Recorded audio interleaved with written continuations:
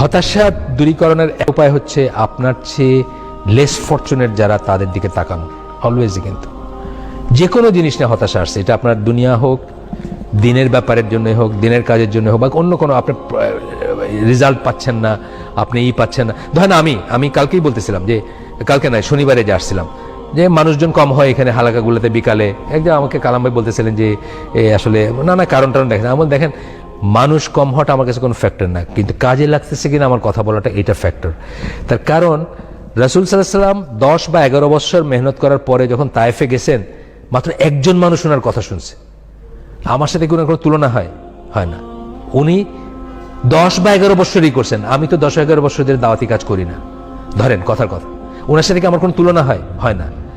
তারপরে যদি উনি ফ্রাস্ট্রেটেড না হন যে একজন মানুষ ছিল যে ওনার কপালে চুমু খাইছে আর বলছে যে আপনাকে আমি করি, একটা কৃতদাস ছিল যে একটু খাবার এনে দিছিল ওনাকে, বাকিরা কি করছে? তাকে ঢিল মারছে এবং তাকে রক্তাক্ত করছে।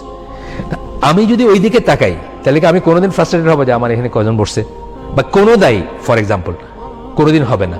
এই জন্য সব ব্যাপারে উচিত কি, আপনার চেয়ে হতাশা কাটানোর একটাই হচ্ছে যে আপনার চেয়ে নিচের দিকে যারা আছে তাদের দিকে তাকাবেন, ইন অল রেসপেক্ট।